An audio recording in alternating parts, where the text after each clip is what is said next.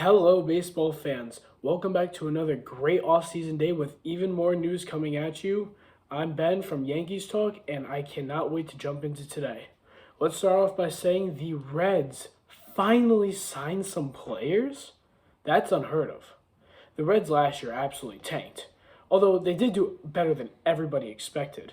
But at the same time, they absolutely tanked after a 500 season franchise just went down the drain. And now they're starting to pick up guys again.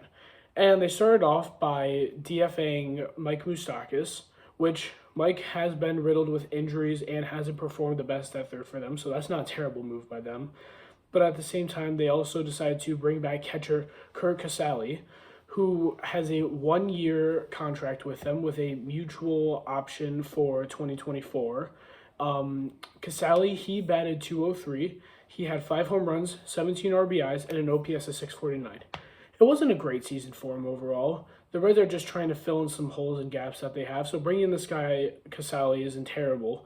But at the same time, these offensive stats aren't really what a catcher spot could have potentially. I mean, catchers nowadays are hitting like that a lot, but for a team that's kind of trying in a rebuild phase, I'm not sure if this is going to be your guy or not.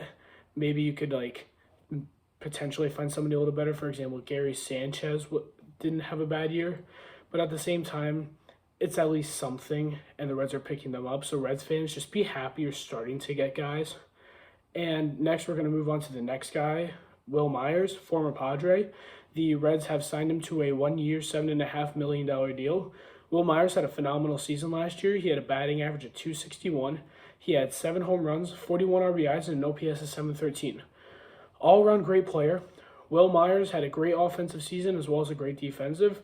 I could really see him doing a lot for the Reds and filling in gaps that they need. And this is a really good pickup from the Reds, and I could see this potentially going well for them. By no means are the Reds going to battle for the division, but at least they won't be really looking like they're going to be locked up in dead last like they were last year. I think that's more so the Pirates now because as Brian Reynolds is trying to leave and get traded, I don't see anything going well for them at the moment. So I could see the Reds potentially having a rebuild phase coming. Next, let's talk about the Orioles. The Mets finally gave up a player. And I had mentioned this in a previous video I had taken down that James McCann might possibly get traded, and he just did actually. He is now the backup catcher for the Orioles. He got traded from the Mets for an unnamed player, and the O's have received him for the 2 years that are left on his contract if he were not to get traded.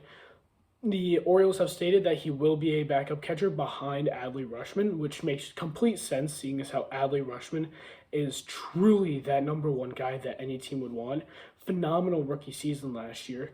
Some people's opinions could have been rookie of the year. Next to J-Rod, Jeremy Pena, he was up there. And this is a decent move by the Orioles. They need that catcher depth after Chirinos went into free agency. And picking up McCann is just going to fortify that catcher line in case Rutschman gets hurt or just needs a day off, like most catchers will. So I think this is a pretty decent pickup, and they're only assuming $5 million of the 2 year, $24 million contract left for McCann. So again, the Mets are really hauling most of the money for this guy. So I could really see the Orioles winning out in the end for this trade. Next, let's move on. The Cubs are still making signings, and they didn't fill in with a big name for catcher, but they filled in the hole at least that was left there by Wilson Contreras. It's a huge hole, and it was only smallly filled by really signing Tucker Barnhart. But at the same time, it's at least a guy there that we know has provided in the past and is a great defensive catcher. At the moment, the Cubs are looking defensive first, and picking up Barnhart's good. He has a pair of golden gloves, and it's really solid for the defensive area. He has a 1 year, $6.5 million deal with the Cubs. He has a 1 year option for 2024, just like Kurt Casale. And Barnhart last year, he had a batting average of 221, 1 home run, 16 RBIs, and an OPS of 554. Again, those offensive stats, not great. But then again, just like McCann and Casale and many other catchers, what catcher has decent offensive stats other than possibly Contreras? That's really the main catcher guy who really provided this year. And honestly, Barnhart, just seeing as how good he is defensively, It's just a great pickup overall by the Cubs just to fill in the defensive side of losing Contreras. As, like I mentioned, he has 2 Golden Gloves and will provide for between framing, communicating with pitchers, etc. And he will do well for the Cubs in the backstop. Next, the Giants. Yes, Giants fans, I know it's not the name you wanted to hear necessarily because you obviously wanted Arson Judge and Carlos Correa. But I got to go and say that you guys, the Giants, are definitely interested in Michael Conforto at the moment. Seeing as how you lost 2 of the biggest names on the free agent market, going after Conforto is your next best option. And there have been many sources that have reported that the Giants are going after Michael Conforto, which is not a bad move for the Giants after losing out on Judge, Correa, obviously. Getting Conforto would solidify a little bit more, especially in the outfield that they need. He could play alongside Mitch Haniger, and that'd be just solid offensive and defensive line out there. And overall, it wouldn't be a bad pickup. Sure, it's a little risky with seeing how Conforto, we're not totally sure how good his arm is, not totally sure how good his hitting is anymore, especially after his surgery. But anyway, it's a pretty decent pickup, seeing as how you lost out on 2 big names. Just try and get somebody at this point. And signing Conforto would at least relieve a little bit of the pressure off the Giants' backs as they at least sign somebody who can possibly provide for them instead of just all out risking things and going for nobody instead. Next, we got to go and talk about the Red Sox. The Red Sox have a shortstop situation at the moment where they don't have a big name. And losing Xander really has left a hole there. But according to many reporters, Story is not their option. They want to keep Story at second. They're not totally sold on him playing shortstop and his defensive strats there. And I don't totally see why. Story can definitely play shortstop well. We saw him play on the Rockies. He hit well for the Rockies too when playing shortstop, so it's not like that affected it. And he also hit well playing second last year, so I can see why they want to keep him at second, but at the same time, why wouldn't you switch him to shortstop? I'm kind of confused. I mean, I understand why. They are looking for potential trades. Their main trade candidate right now is Joey Wendell of the Marlins, which wouldn't be a bad move. It'd fill in that shortstop hole, obviously, that they need to fill. Not fully because of Xander leaving, but it would at least put in somebody in that gap for a moment. But at the same time, Story could also play there, and they could also go for a second baseman from free agency. You have plenty of big names out there like Gene Segura, and he's looking for a team right now.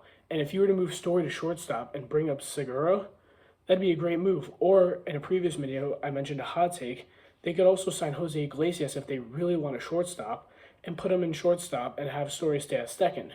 Because having Iglesias, who had a really phenomenal year last year, would be a great move to sign and put him there. I don't understand why they won't go out and sign any big names or won't go out and trade for anybody. They have many holes and many gaps that they know they need to fill. It's just they don't find any of them as a certain necessity, which is just confusing. And I don't get why they won't go for anyone. But let's move on to the hot takes of the day. I have one major hot take today. I have Jorge Alfaro to the Texas Rangers. I understand the Rangers have Jonah Heim, who had an okay year last year, but it wasn't a great year. And Jonah Heim did not produce all what they wanted offensively, and he didn't have the greatest offensive stats.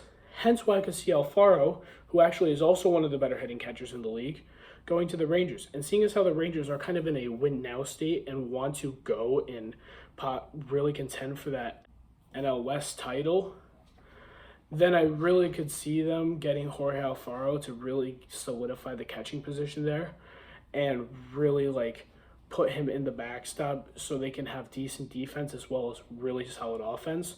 And that would just be a great pickup for them overall. Alfaro last year, he had a batting average of 246. He had 7 home runs, 40 RBIs, and an OPS of 668. Not a ton of power, but decent contact, especially for a catcher in the game nowadays. And overall, that'd be a great pickup for any team, in my opinion, especially for a team like the Rangers, who are in a win-now spot and are trying to really compete for that NL West title. Lastly, let's move on to the Yankees information of the day. Are the Yankees really in on Reynolds? I mean, I understand the Yankees have the left field gap they need to fill.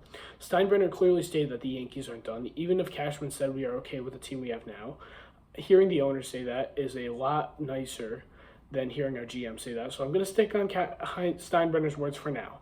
For now. I'm going to believe it when I see it, but for now, I'll stick on his words.